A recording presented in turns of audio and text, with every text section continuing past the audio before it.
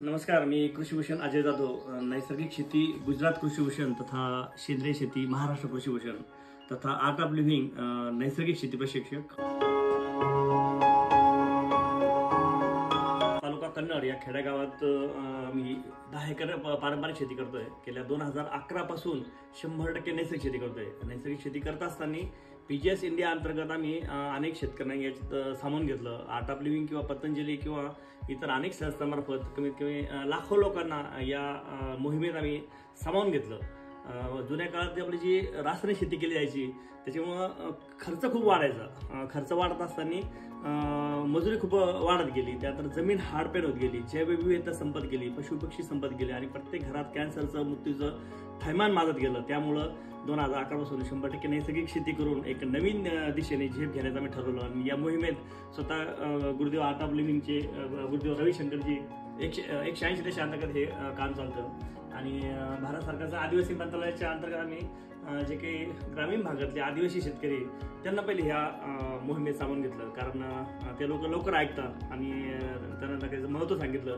तर निश्चित विषमुक्त शेती करून त्यांना आम्ही दुप्पट भाव देण्याकरता इथं शेतमाल संकलन केंद्र पण केलं. समजा मार्केटला जो काही भाव असतो तर त्यापेक्षा एक हमी भाव समजा आणि प्रशिक्षण आणि नाही का सगळ्या गोष्टी आम्ही इथंच देतो. समजा शेतकऱ्यांना आत्मनिर्भर होण्याकरता देशी बियाण्यांची बीज बँक ही खूप महत्वाची. प्रत्येक शेतकऱ्याकडे आपल्याला लागणारं जे काही बियाणं आहे गावरान पारंपरिक बियाणं हे आपल्या शेतात असणं गरजेचं आहे.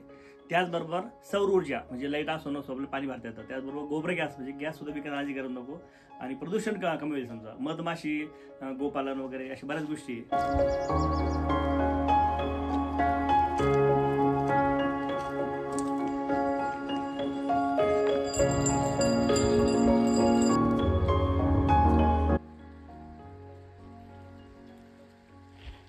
नैसर्गिक शेतीचं आम्ही ह्या 1 एकरात जवळपास 180 प्रकारचे पिके लावले. वनभाजी, रानभाजी, गावरान भाजी, सगळे फळवर्गीय भाजी, वेलवर्गीय भाजी, आयुर्वेदिक भाजी आणि एक सरी 4-5 प्रकार आम्ही लावलेले आहे. आणि हे सगळे जे ना टमाटे असेल किंवा गवार असेल किंवा भेंडी असेल तर झाड 3-4 महिने वर्ष झाडाला माल येतो. समजा गावरांचं एक महत्त्व आहे आणि कधीच माल संपत नाही. गावरान टमाटे ना 4-4 वर्ष चालतात. अशा हायब्रिड टमाट्यासारखं 4 महिन्यात संपत नाही आणि खूप माल येतो, खूप माल येतो आणि रोग पण त्याला खूप कमी असतो.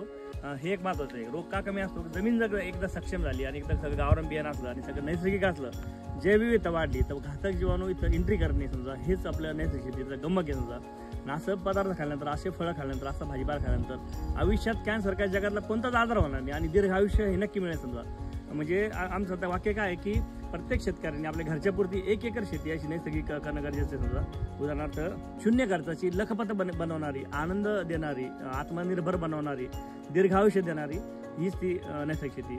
आणि आता रासायनिक शेतीमुळं विनाश होते. समजा देशाचा, जगाचा, जैवविविधतेचा, मानवाचा आणि आरोग्याचा, पंचतत्वाचा.